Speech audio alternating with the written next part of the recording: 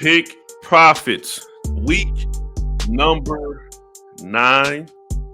I'm your host, Akil Williams. With my other co-host, my guy, Brandon Theo Dorsey, host of the hit radio show on in ESPN West Palm Beach, Theoretically Speaking. Yes, sir. What up with it? Number How we 9. doing? Number 9.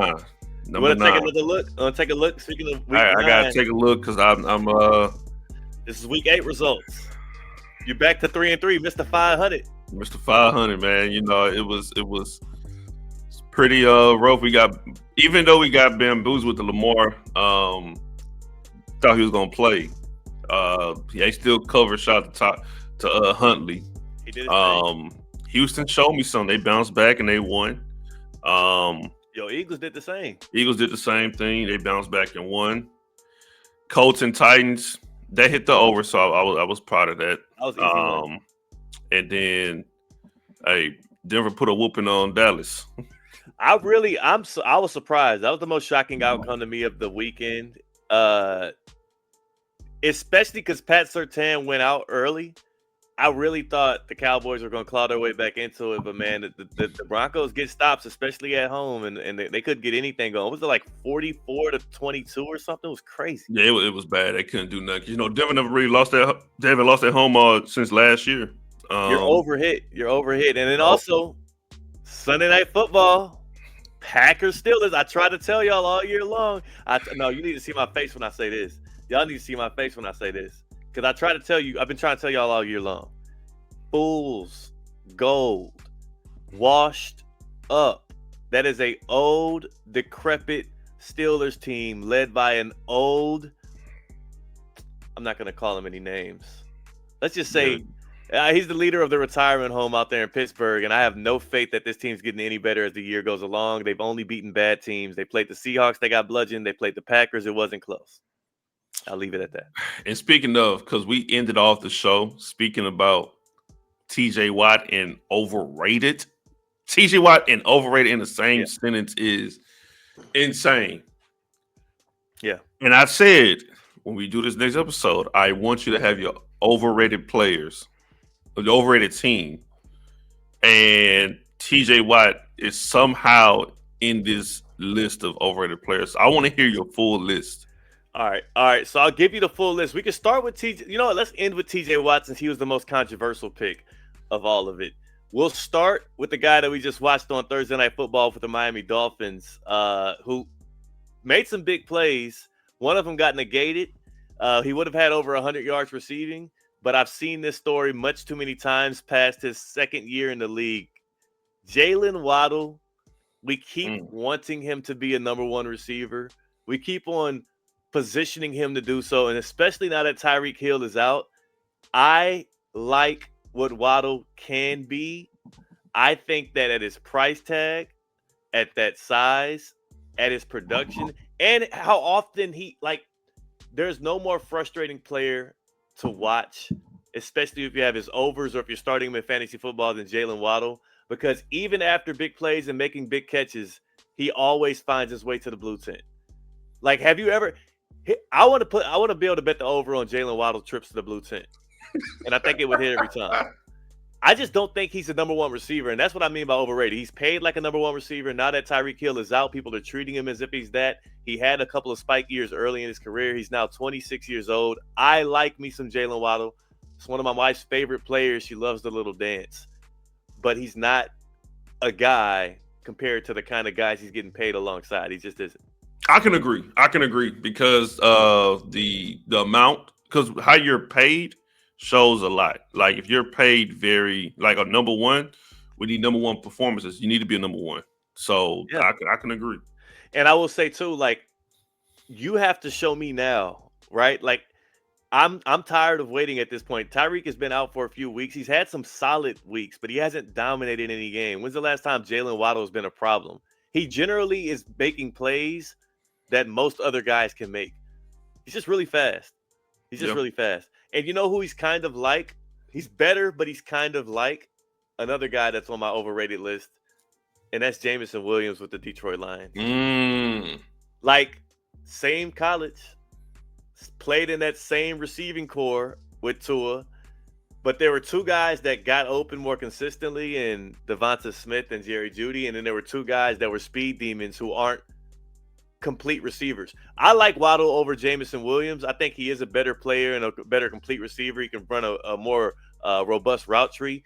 But JMO, when it comes to like contested catches, when it comes to being a guy that can consistently get open, and also how many boom or bust type of deals do we have to see on Sundays where this dude is either going to go for 25 fantasy points or he's going to get blanked? Trust me, I have him on a can't fantasy get on team. board. Yeah. So you understand. I've never drafted the dude because I know what it is. I've never in my life had Jameson Williams on a fantasy team because I've understood what this is. But it's frustrating to have this guy. Nah, yeah. I have him on one of the leagues I'm in, and it's very it was frustrating when he had a dud. So When it's like all the damn time. right. The next guy on this list is a guy that I catch a lot of flack for being critical of, especially on Theoretically Speaking. I'll be fully forthcoming. As y'all know, I'm a Chiefs fan, but Joe Burrow's overrated. I can't believe I let y'all get away with calling Arrowhead Stadium Burrowhead for a full year. I've never seen one player rest his whole career since Eli Manning rest his whole career over one win. At least Eli did it twice to Tom Brady in the Super Bowl. Joe Burrow did it one time in the AFC Championship game, and y'all crowned this man king. I think Joe Burrow's a good player. But when you have to pay two guys $30+ million a year in Jamar Chase and T. Higgins, and he still can't get you to the playoffs, when he's had 6 NFL seasons and he's spent more of them with a season-ending surgery or injury than he has of actually making the postseason, you would think that this dude is playing January games every year the way people talk of him. He's had two playoff runs. They usually miss the Bengals are who we've watched them to be. They're a bad football team who heavily invested in their offense, can't spend any money on defense because they paid Joe Burrow and his two top weapons too much money. And look at the results that we're getting. At some point, the culpability has to be with the guy with the biggest check on the team. I like Joe Burrow as a player. I think he's good. I think he's overrated if you're putting him in the same conversation with Josh Allen, Lamar Jackson, and the one who should not be named, Patrick Mahomes. There's a tier break, and Joe Burrow's in there with Jared Goff in them. So you taking Jalen Hurts or Joe Burrow? Depends on the situation. But I'll take pound for pound. Any situation, any coach, any whatever. Pound for pound. If I get to build it from scratch and you're giving me one of those two quarterbacks, I'm taking Jalen Hurts. And I would rather build my team around Jalen Hurts than build my team around Joe Burrow. Availability. There's availability, and then there's things that Hurts brings to the table that other people can't replicate. Yeah. What's irreplicable? What's irreplicable about Joe Burrow's game? Don't give me that whole he's a supercomputer talk that you talk about with Dak. Oh, he throws with anticipation. I can find that. Yeah, there's like 15 quarterbacks that do that. So is Tua. If he's so damn accurate, then why do you have to invest $58 million per player in your receiver room? Why do you have to? If he's so damn accurate, then why multiple times last year when he needed game-winning drives with the ball in his hands? I don't want to hear about a shootout. I don't want to hear about you complaining about the defense because I saw Joe Flacco do it. Yeah. I saw Joe Flacco go out with that same team and that same horrendous defense and win a shootout. Why so many times last year when they needed him most, he couldn't get it done? I'm not saying Joe Burrow's a bad player. I'm saying he's overrated. Yeah. He's closer to Jared Goff than he is Patrick Mahomes. And people don't want to, and that's credit to Jared Goff as well. So what do we have? We had Joe Burrow, we got Jalen Waddle, we got Jameson Williams. Yeah. I'm starting to blank on the last name I gave you. You gave me Travis Etienne. Oh, Travis Etienne. I mean, here's the thing about Etienne. He's a professional running back, but he's just a guy. And I think that when he played his college career alongside Trevor Lawrence, when he got drafted in the first round, and when he got treated like this guy because he has some speed to him, who was like a difference maker, he just he's not necessarily a difference maker. I think it's unfair for me to be calling him out as an overrated player, to be honest. And I only say that because I think the Jaguars and the new regime can see that, and I think that they're going to slowly transition to Bashal Tutin. So he's currently overrated, especially because he had a very good start to the fantasy football season, and people started, drinking the Kool-Aid again. But I have no disdain for Travis Etienne.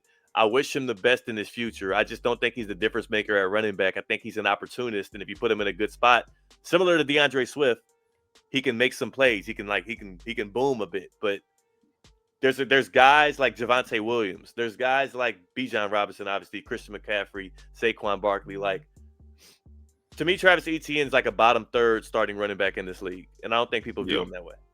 And then that last name, definitely gonna, we don't agree on that one. TJ Watt is, when he got re-signed this offseason, the Steelers paid him money as if he was the best defensive player in the league.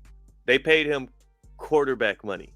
They paid him, in fact, at the time of his extension, the highest contract from a non-quarterback in the history of the NFL. TJ Watt has 0 solo sacks in the month of October. Akil, happy Halloween. It's the end of October.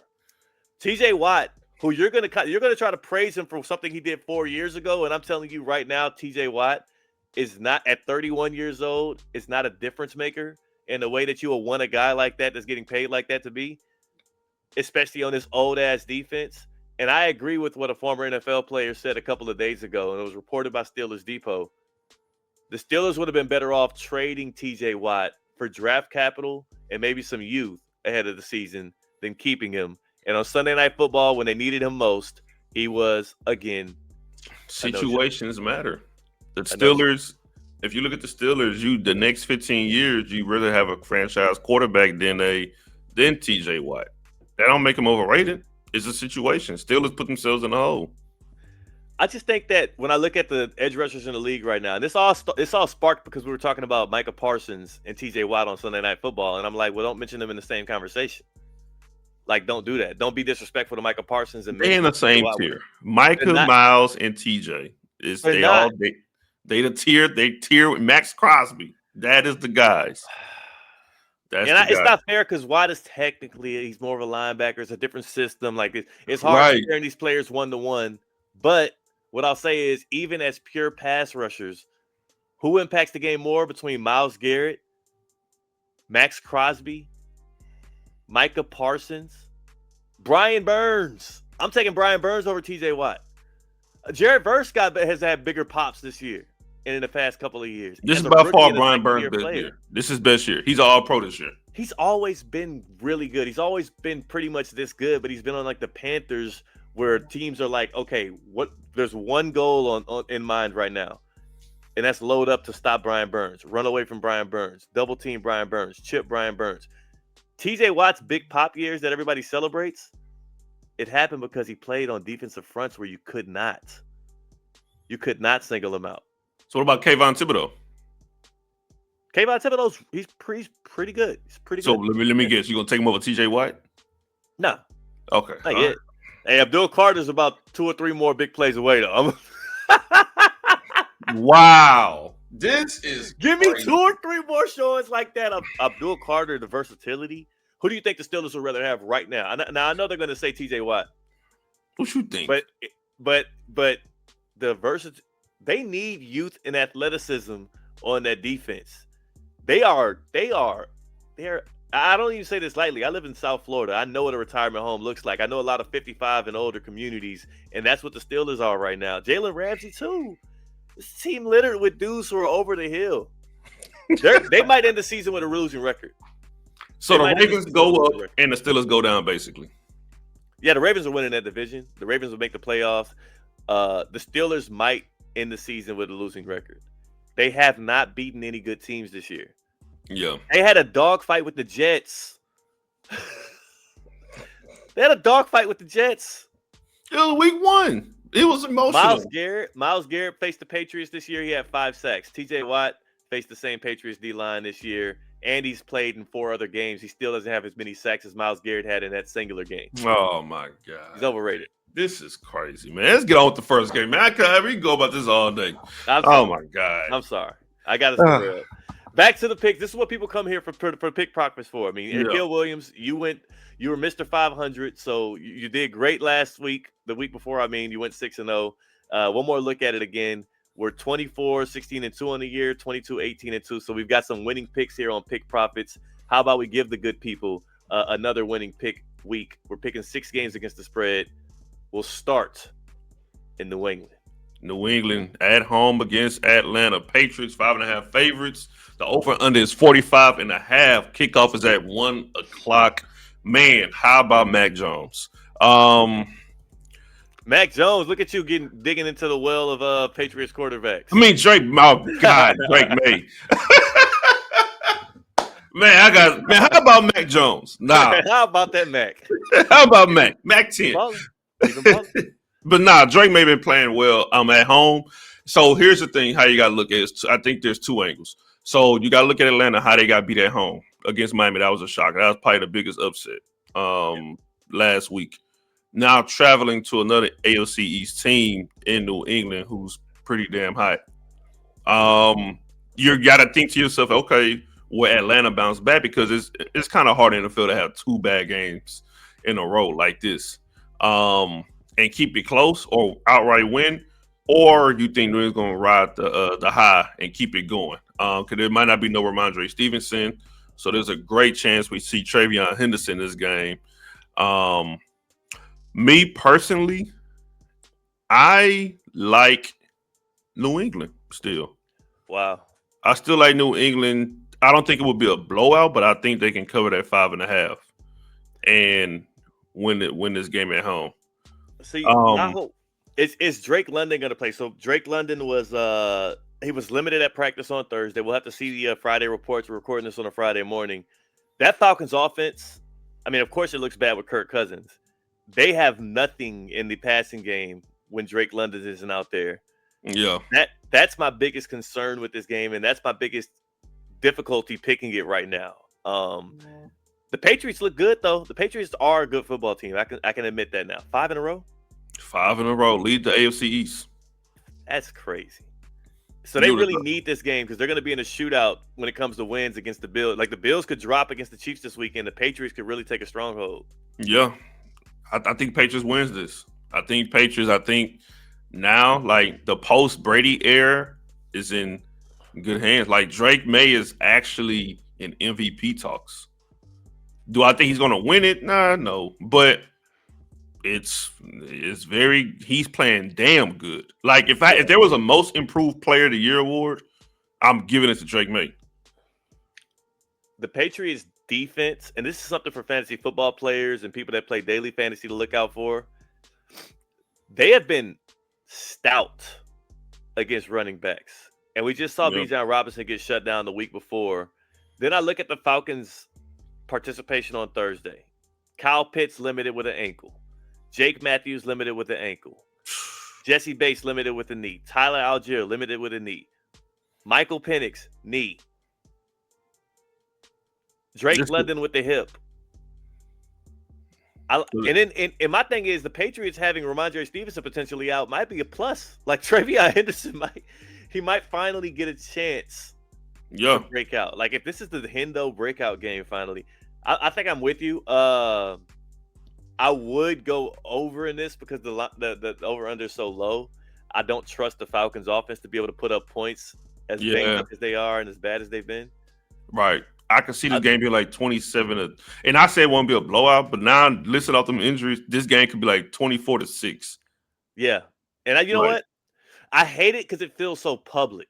It feels so public to ride the Patriots train right now. All the hype is over there in New England, but I think it's the right pick. So we could both go Patriots minus 5.5 on this one, and it feels like the right process. Yeah, I think that's the right one. Next game we got is the Colts going to Pittsburgh. We just got done talking about Pittsburgh. They're at home again, but they 3.5 underdogs against Indianapolis. The over and under is 50.5. Kickoff is at 1 o'clock. I've been picking Steelers a lot this season. Stop it. Stop doing it. I've been picking them a lot this year. But them damn Colts. Yes. Them damn Colts. I'm gonna say this about the Colts. And we talk about the AFC. We try to find this team of like who can give the Chiefs a run in January. Right? Who is that team? Right? And people will look at and be like, it's crazy. You can't pick the Colts. Daniel Jones can't outdo Mahomes. It's not a quarterback battle. It's about what team will outcoach the other, what team will outsmart the other. Now, Andy Reid's not gonna get outsmarted by Shane Steichen, but the Colts has a formula that's working right now. Yep. And Daniel Jones isn't this garbage quarterback people talk about. I already have him over Tua and a lot of other quarterbacks. Oh, of course. Like, so the Colts and Jonathan Taylor's having an MVP season, even though I don't think that he's gonna get it, which I hate. But this team, this 3.5 is pretty. That's favorable. Like, y'all telling me the Colts right now going to Pittsburgh? Okay, cool. Give me Colts 3.5 on the road. Every time the Steelers have played a good football team this year, it has not been a nail biter. The Steelers have lost, and we were not sweating it out at the end. The Steelers played the Packers on Sunday Night Football. It was a 10-point win for the Pack, and it never really felt that competitive to me. The Steelers played the Seahawks, and they got beat 31-17. Now, I know there was the Caleb Johnson kick return people like to point to, whatever. I guess week 3, you can count the win over the Patriots, 21-14 at New England, as a good football team, but that was before the Patriots got hot. That was before Drake May and them started kind of really clicking and firing on all cylinders. So I like the Colts, man. The Colts have also shown a propensity to be able to beat teams definitively. Like, the line is 3.5. When's the last time the Colts have won a 1-possession game? Not all season. So last week, Titans Colts 38-14. 2 weeks ago, Colts Chargers 38-24. The Chargers. The week before that was the Colts Cardinals game 31-27. That kind of came down to it, but they blew out the Raiders. They lose to the Rams by a touchdown. They blew out the Titans again. Had a nail biter with the Broncos after blowing out the Dolphins. Like, I'm gonna ride the Indiana Jones train, man. Yeah. This is another public pick, though. I think a lot of people are out on the Steelers after Sunday Night Football. It's another public pick to go Colts here, but I mean, sometimes the public wins. Let's see. Now, here's a question: is 50.5 too high, or that's the right number? You know what? Why are we tripping? Let's just go with the over here. I'm going with the over. That was a good call. Yeah, because I feel like Colts are going to score 30. They're going to score 30, and then I won't be surprised if this game is like 38-20 or 31-20. Like, the over 31. has been feeding families in Colts games this year. Yeah, like it's been every game. I want to say hit the over. Let's do it again. I'm going Colts over. Which way are you going with this one? I'm gonna stick to my pick. Colts 3.5. I'm gonna stick to my pick. I don't see a backdoor cover with this one, and I do think the drought could come with the Steelers. So, y'all around with the Colts. Next game is gonna be very interesting. This, to me, not being a homer or anything like that, I think this could undoubtedly be the most interesting 12 o'clock game. Broncos going on the road to Houston. Houston is 1.5 favorites. The over and under is 40.5. Kickoff is at 1 o'clock. This is, to me, the most interesting 12 o'clock game because you have a Texans team who's finding its way now. Even though they lost to Seattle a couple weeks ago, they bounced back and beat San Fran at home. And I picked against Houston. This is a trap. You want to talk about the difference of a trap game for a team? Denver, this is a trap game for them because they on a winning streak. They was at home last game. Now they're on the road to a feisty Houston team. That defense is nasty. Is nasty. Denver is too, but here's the kicker. No PS2. Yeah. No PS2. So now you got Nico Collins coming back. You got Hutchinson. You got Noel Higgins. They find their stride a little bit. This under's pretty low, but man, give me the Texans. Give me the Texans. Yeah. I'm taking Texans. And I love Bo Nix. I'm a Bo Nix fan. But man, give me the Texans. Give me the Texans to win this game at home. The Denver Broncos defense is still on the record pace with sacks. They got 36 sacks this season. If they stay on pace, they'll break the NFL record for sacks in a season. The Texans' offensive line has struggled with protection. They've been one of the teams this year that have been bringing in a sixth offensive lineman to help. I think the Dolphins doing that. Who else has been doing that? The Dolphins have done it a bunch, and there's one other team that's been bringing in a sixth offensive lineman. I can't think of who they are. I don't know, man. That's the only thing that frightens me is can they get away with it via the pass rush the same way that they were able to do against the Cowboys? Um, This is tough, man. That's a tough line. I really wish the Texans would have been dogs. I hate that they were so good last week that we weren't able to get a little stolen money here because I think it's going to be a close game. It's gonna be close. And the 40.5, that's a tricky number because that number is like it ain't too high and it damn sure ain't too low. It's this game Great can line. literally be 2016, 21-20. It's gonna I put like this this number is gonna hang around that 40. Like it can stay under or it can hit right over that 40.5, like just jump right over at the end. Like Yeah. It's not going to be pretty. If you bet the over under in this one, you're going to be it's coming down to the last. yeah, I think you got to pick a side. You got to pick a side on this one, and I'm gonna roll the Texans on this one. Damn, the Texans need it too. They're trying to play keep up with Indianapolis right now. Yes, and that 7th seed is gonna be key. And you've seen how bad the Broncos offense looks horrendous at times. Like they're so heckle and jive or shekel and jive. I always say that wrong, but Yeah, they are hit or miss. yeah. Remember, if you go back to that Dallas game, they started off a little shaky, but towards the second quarter, towards the end of the first quarter, going to the second quarter, they just took off. So they started off a little shaky in the beginning. So if you catch Denver early on and you capitalize, then you can do it. Man, give me the Texans, man. Give me the Texans too, man. Give me the Texans. I gotta take Texans. Next game I think up. The Texans are more desperate too. That's what I'm saying. They are, and they need this game a whole lot.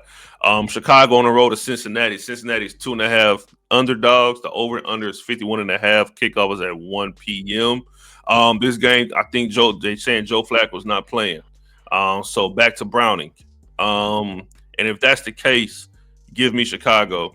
And don't be surprised if that line, you better catch it at 2.5 now. Yeah. Because Joe Flacco's officially out. That line will go up to probably 4.5 by kickoff. So yeah. Give me Chicago. There's no question which way I'm going in this one. Now the only other play here will be the over.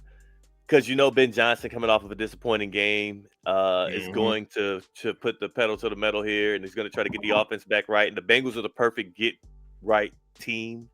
Yeah. Who was it last week that just was ripping it up all over the field? Jets. Yeah. Jets. Yeah. So the over will hit. Yeah. But I am no coward. I am going to take the Bears, and I will give you 2.5 points. Happily. I might even give you 3. Might even give you 3.5 points. I'm confident that the Bears get away with this one, and the Bengals are not a good football team, especially with Jake Browning back. That would be bad news. That's bad news for fantasy as well. Because I have Jamar Chase in the league, and he was getting 20 targets a game. Now it's going to be back to 9. I know. It was a beautiful time. It was. I just hope it's just a one-game injury. I hope it's not like a season-ending shoulder injury or nothing like that. Like, I just hope it's because of like old age. Like, okay, let me just rest up my joints just for this game, But it's not officially out. It's not officially out. He returned to practice Thursday. He could play. It's just like he's 50-50. This is what last time that Zach Taylor spoke on it on Wednesday said Flacco's 50-50 to play against the Bears. There's time. They love Joe Flacco too, by the way, and they are horrified of Jake Browning based on what he's done so far. So. We just got our first breaking news. What's up? The Jaguars are placing Travis Hunter on IR. Whoa. Our first breaking news on Pick Props and Save It.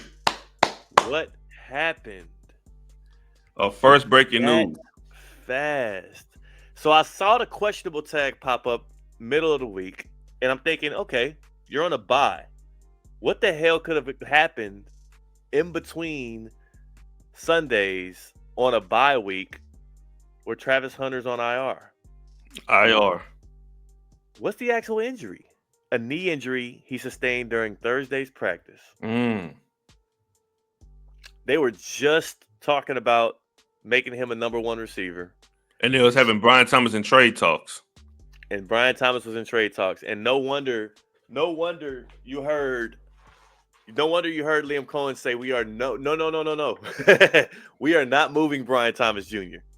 He did not have an option. So now if you got Brian Thomas, well, it's not as his fantasy talk now. So I ain't gonna lie, I gotta pick up Parker Washington in the league right now.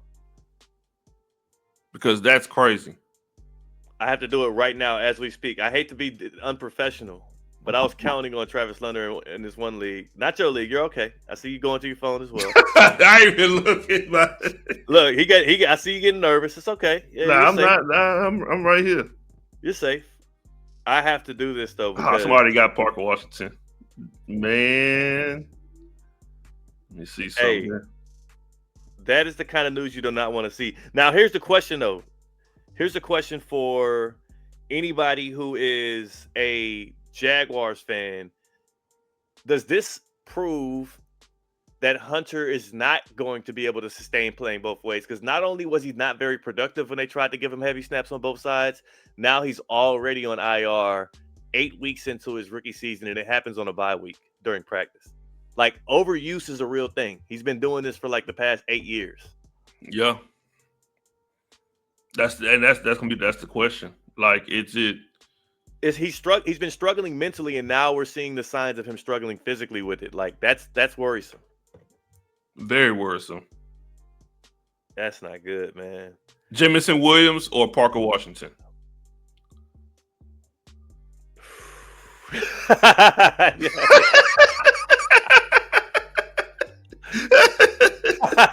I'll tell you who I'd rather start in fantasy. I'd rather have Jamison Williams on a real football team because of how he stretches the field and how he forces defenses to respect his speed.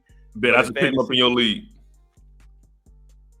Oh, wait, was you trying to get him in your league? No. It was a dynasty. Okay. I said you're not in the league. I wouldn't lie to you. Okay.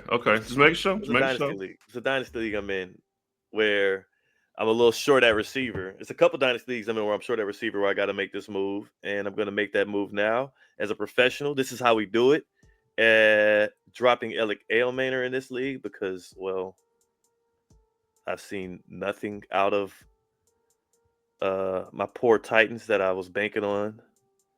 So I got a question. This week, do you start Parker Washington against the Raiders or Jameson against the Vikings? Ooh, you know what? The only reason why I would start J-Mo this week is because the Lions, like, he had a one-on-one with his offensive coordinator. His offensive coordinator apologized publicly for, quote-unquote, leaving him hanging or doing him wrong, I guess, by not drawing up enough touches for him. And Jamison Williams has also came out and said the proper things in public. I think they're going to scheme touches towards J-Mo. But here's the issue. If it's week 9 of the NFL season and you're having the blow up and people are talking about forcing the ball to you, that's probably because you aren't doing enough yourself to actually get open and demand those targets. Right. Like, oh, we have to cause all this hoopla.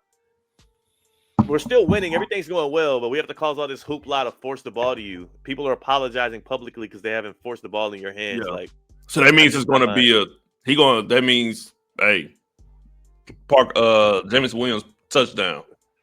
J-Mo touchdown's anytime touchdown on Jamison Williams, I would go for it because you know how Dan Campbell is. Right, exactly. Especially with a squeaky wheel, he's gonna make it shake. This game right here coming up. That's crazy. Let's do it. Here we go. Hey, this your team right now. Chiefs on the road against the Buffalo. Yeah. Buffalo is 2.5 dogs. Over and unders 52.5. Kickoff at 4:25, 4:30 Eastern. Man, I'll let you take the floor on this one because it's your team. How confident are you going against Buffalo?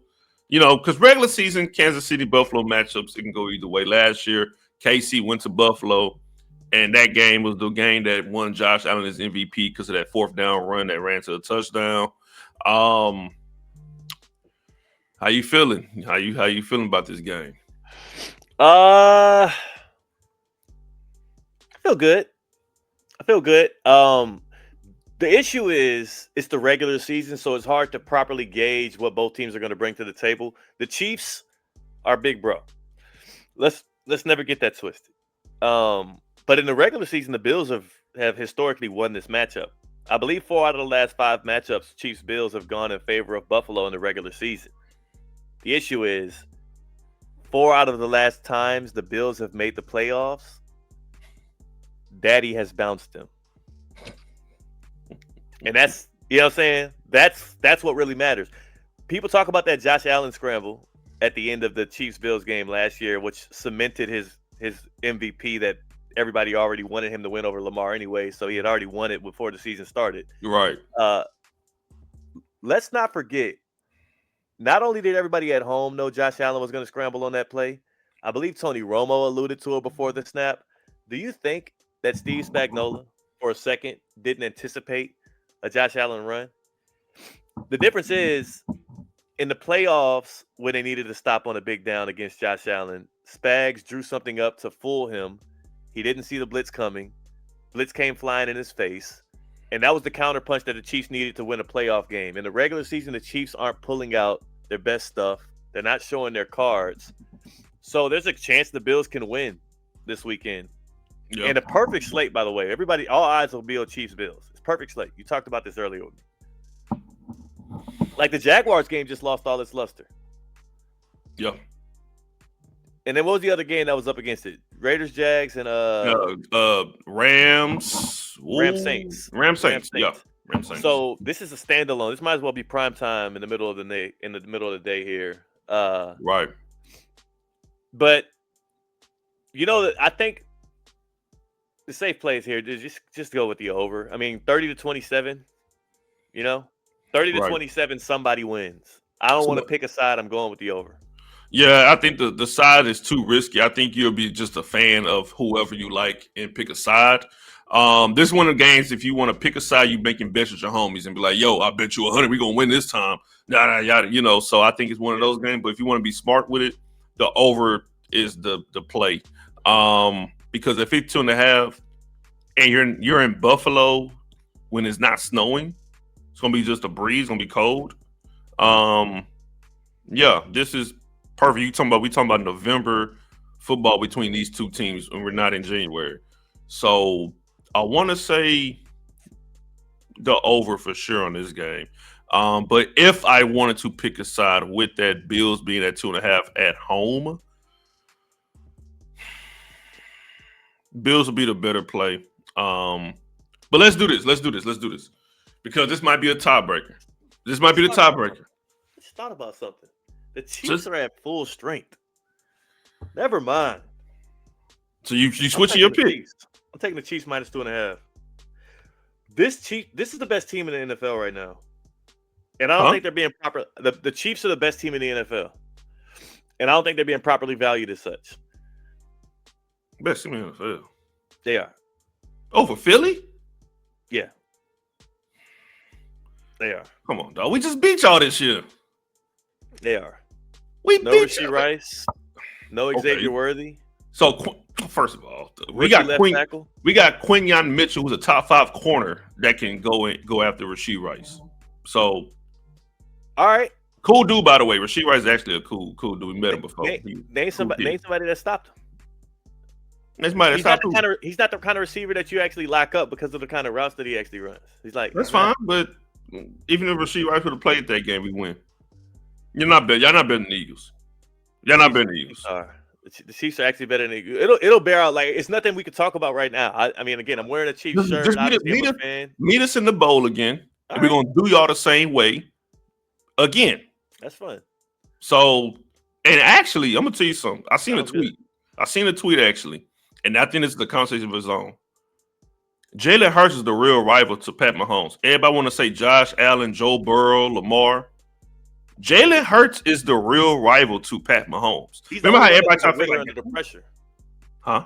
He's the only one that doesn't wither under the pressure. Right. We talk about all these rivals. He's the real one. We try to do Deshaun Watson, pre-allegation Watson versus Mahomes, Josh Allen, Joe Burrow, Lamar. But I'm like, hello, Jalen Hurts the only one that that beat him in the biggest game. All right, but here's what I will say though: be careful crowning somebody a rival to Mahomes because that story always ends the same way. So it's like if he could be the next one to sit on that rivalry throne, but it generally ends with you never getting a seat again at that table. First of all, I'm just saying, Mahomes has never had a Super Bowl like Hurts just did, dog. Dog, every Super Bowl Mahomes it comes. I love fun, close Super Bowls, but all his Super Bowls come down to the end. It'd be okay that he pulls through at the end somehow, some way. The only time but them 2 losses he had in the Super Bowl been ugly. When his team gave him no chance, honestly. I mean, he had some bad plays here and there, but I mean, that was him dragging a team into the game. Not dragging, because those are good teams. I'm not going to disparage the Chiefs. But those offensive linemen were like third and second stringers in both of those Super Bowls, and they were going up against elite pass rushes. Well, not the Eagles. They was at full strength against Philly, except Rashee Rice. But they weren't. They had what's his name? What's my guy's name? Joe Tooney playing left tackle, and they had a rookie at left guard. And Tooney the defense was at full strength. The defense was good. I think the defense was solid. They kept getting put in bad position. Mahomes and the Eagles that was good. If the Chiefs and the Eagles were both at full strength, and Mahomes was out without his receiver one and Rashee Rice and Travis Kelce, he had some bad picks in that Super Bowl too, though. Come on now. He had the bad pick to Cooper DeJean. Then he threw another one in the middle. It was bad. DeAndre Hopkins tripped over and fell and by himself. DeAndre Hopkins dropping the ball left and right. Like it was. I mean, look at what you're talking about. Though, where's Hopkins right now? Look at name the guys that Mahomes was throwing the ball to in that Super Bowl outside of Xavier Worthy, and tell me what they're doing right now. They're either wide receiver 5. Travis Kelce's bad right now. He's old. He's washed. He's distracted. He has a podcast. He's a great podcaster right now. But as an NFL tight end, he's kind of run of the mill. He's an opportunist. Yeah. I like him though. Yeah, I just think that this Josh Allen and Mahomes thing. I think they try to make it a rivalry, and I don't understand why. Because Allen has never beat him in the playoffs. You can't make nobody a rival. You know what this is like? You know what this rivalry remind me of? They try to call it. Remember Jordan and Patrick Ewing? And they try to crown that the Knicks was the rival to the Bulls. And Jordan always busted their ass in the playoffs. Patrick Ewing was always close. He's right there. He almost got it. And the one time he goes to the finals is when Jordan leaves. That's like if Mahomes was out for an entire season. Yeah. The Bills would go to the Super Bowl. Oh, we finally broke through. Mahomes didn't play. You know what I'm saying? And it's like they try to crown this. They try to make this term, this rivalry thing, where like it's like, yo, like you haven't beat them. We still holding on to that classic game in 2021 or whatever year that was, and 20. Like still hanging on to that. Joe Burrow hanging on to that one playoff win. Hurts is the guy. Hurts is the rival to Mahomes right now. Yes. Now, good luck with that. Now, what's your pick of the Chiefs Bills? That's all I'm saying. Good luck with that. What's your pick of Chiefs Bills? You going with Chiefs? I'm gonna go with the Bills. Make it fun. All right, let's do it. I like it. But I'm gonna use my real money and bet the over. All right, last game, Monday Night Football. Arizona's going on the road to Dallas. Dallas is 2.5 favorites. Over and under is 54.5. Every game has been going up and up with the over. Kickoff at 8:15 Eastern. This is, to me, too close of a damn line. I understand Kyler Murray is coming back, but I no hesitation. Give me Dallas at home, minus 2.5. Line is extremely close. And honestly, I think the over the fit for this game. So this is interesting. This is the highest total of the whole slate. Yeah, that to me is so interesting to me. Like, what are y'all telling me? If it's a shootout, it's the Cowboys win. Right. So I'm thinking they probably saying like, okay, Dallas alone can put up 30 to 35. So that's already close. All you need is 20 more points. So they looking at it to be like, okay, well, this can go 35-23. That Cowboys defensive secondary is so depleted. And I guess they're thinking it'll be a bounce back game for the weapons of the Cardinals. I will say this, as we tout the Cowboys offense, we do have to admit, like, Cardinals have weapons that can go off. And Jacoby Brissett might end up being the starting quarterback again, and they've been better with Brissett. They have, and I think Kyler Murray's time is up. Oh, it's over with. Is it probably coming out this month? Next month? It is coming soon, huh? What day is that? You got to check the dates on Call of Duty. That's a big deal now. Hold on, Black Ops 7. Probably already out. November 14th. So we got 2 more weeks of Kyler Murray's production, and November 14th, it is over. Oh, no, wait. The contract says he can't do that. So he can't play the game? Hell, hey, man. They're going to pull a Lamar Jackson on him. Hey, take them damn games out of his house till he get right. Is you lying? You know, Lamar's the one that got orchestrated that in Baltimore. Take the video games about the locker room. Yeah, the ping pong tables and everything. Yeah. So Lamar orchestrated that. Somebody gonna have to do that to Kyler Murray. So is that really in his contract? It's not that. The contract was it says that he has to do a certain amount of time of studying and whatnot. So they baked in things into his contract. Then they had to pull it back out because it went public. There was a whole debacle of when he signed his extension where they had to put in study clauses to force him to be serious about his job. Dude, you are an NFL player. Yeah. You are a quarterback. And a team has to put in a contract for you to actually watch film and study defense. Like, I know, but he had just saw a YouTube video about the new Warzone loadout, and he had to try it out. He had to get the gold gun. You know what I'm saying? It takes a lot of time. You got to grind. I'm gonna tell you something. I remember I seen a video, and it was a video of like a documentary or whatever, and it was Kyler. It was his own birthday party at the house. And instead of being around his friends and family for his birthday party, he was actually in the room playing Call of Duty on your birthday. And that's like, yo, Theo, bro, like, hey, we be pulling up for your birthday, whoop, whoop. You're like, all right, bet y'all come through, drinks, food, whatever. And then we see you open the door for us, and then we all party and everything. We look around, hey, where the birthday boy at? And we go like, hey, where you at? Oh, now I hear the clicking in the background controllers. Oh, no, man, my bad. I'm just over here playing Black Ops 7. Bro, it's your birthday. What you doing? No, I'll be out there in 30 minutes. 30 minutes pass by, still ain't out. All right, bro, we out, man. He not even here for his own birthday. That's crazy. That's what he's a loner. He's a loner. And I don't think that he's looked upon very favorably in Arizona by the locker room, not just about the fan base. So not a leader, man. We'll see what happens, but I think that what happens on Monday night is the Cowboys embarrass them on primetime. Yeah, give me Cowboys -2.5. I'm not hesitating. Yeah, I feel good about this 66 games, though. I'm with you on that. And those are the famous last words. No. Are you going 6 for 6 again? Are you back to your winning ways? I think I'm going back 6 for 6. Hey, it's time for you to go 6-0 too, dog. I can't be the only one this season have a 6-0 record. Well, I'm consistently winning weeks, so it's like you have spike weeks and average weeks, and I'm over here going 4. I'm rallying off 4 and 2s. Let's look at that overall record again. Let's see. It's not too bad. We close. No, we're right there. I'm just saying. Yeah. 24 and 16. You acting like. Don't make it seem like because you went 6-0 that I'm scrubbing. No. Not saying that. I just gotta let people know that I'm actually, it's there. So we got today. We both on New England. We both got the Colts. We both rolling with the Texans, or what you rolling with? In the Texans game, we both got the Texans. I got the over in the Colts game, actually. We both have the Bears. We both have the Cowboys. So either we're going to have a great week collectively, or it's going to be a shitty playback next week. Right. And then you got Chiefs. I got Bills. Yeah. Okay. Let's see. Let's see what happens. Pick Profits week 9. We are out.